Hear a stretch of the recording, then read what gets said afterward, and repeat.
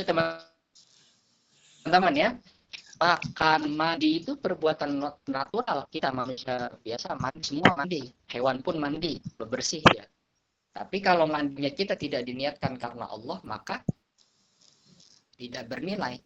Jadi mandi bisa jadi ibadah, makan bisa jadi ibadah. Bahkan mandi itu membersihkan diri menjadi salah satu alternatif mendatangkan cinta Allah, karena Allah suka kebersihan. Innallaha yuhibbut tawwabin wa yuhibbul mutatahhirin. Allah cinta orang yang senantiasa memperbaharui taubatnya dan mensucikan dirinya. Bebersih diri di sini bisa berarti zahir dan fisik, zahir dan batin. Bebersih secara batin ya dengan istighfar, dengan minta maaf, dengan taubat. Bebersih ke fisik ya dengan berwudu, bersuci, mandi dan seterusnya. At-tahuru syatrul iman dalam hadis. Bersuci adalah sebagian daripada keimanan itu.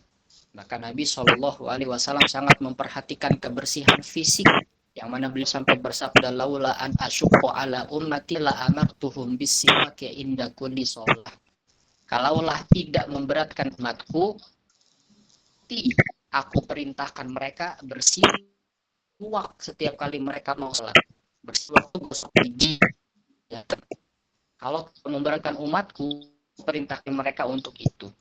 Artinya sikat gigi sangat diperintahkan dalam Islam. Bahkan minimal 5 kali sehari. Ketika mau sholat subuh, zuhur, asar, maghrib, isya. Dan kalau kita mau sholat sunnah yang lain, maka kalau kita mempraktekkan hadis ini, mulut kita atau mulut seorang muslim itu nggak ada yang bau. Gitu. Mulut diperhatikan, badan juga diperhatikan sama Nabi SAW. Gitu ya. Bangun tidur, dia bersih, berwudu dan seterusnya.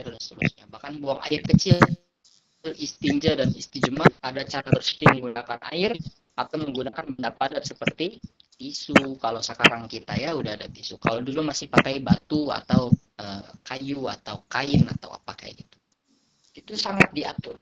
Semua makan, mandi, tidur, dan perilaku keseharian seperti kerja, melaksanakan profesi kita, dan hal-hal yang terlihat biasa, tapi kalau diniatkan karena Allah, dan ingat kata kuncinya tadi dalam tanda kutip, yang punya nilai kebaikan. Perbuatan yang punya nilai kebaikan itu bisa jadi ibadah kalau diniatkan karena Allah Subhanahu wa ta'ala. Jadi kita tidak bisa membagi hari 12 jam untuk akhirat, 12 jam untuk dunia.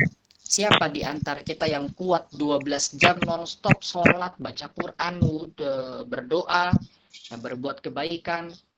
Oke, kita mau menyeimbangkan dunia dan akhirat. Dunia 12 jam, akhirat 12 jam. Nggak ada yang bisa kayak gitu.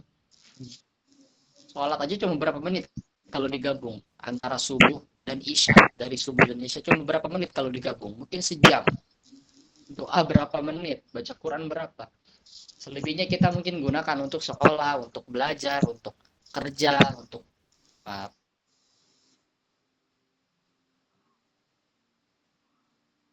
pekerjaan rumah tangga dan seterusnya. Maka bagaimana cara menyeimbang dunia dan akhirat ini padahal kita minta dua-duanya? Rabbana atina fid dunya hasanah wa fil akhirati hasanah wa qina azabannar, di surah Al-Baqarah.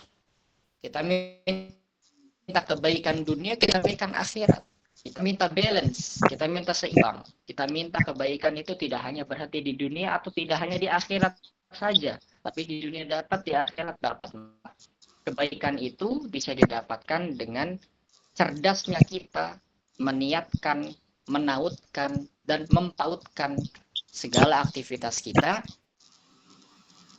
berlandaskan Allah Subhanahu wa ta'ala. Orang yang senantiasa meniatkan aktivitasnya karena Allah cenderung dalam penjagaan Allah, cenderung dalam pemeliharaan dan pengawasan Allah Subhanahu wa ta'ala, sehingga dia lebih mudah untuk meninggalkan hal yang tidak atau hal-hal yang bernuansa maksiat, bernuansa dosa.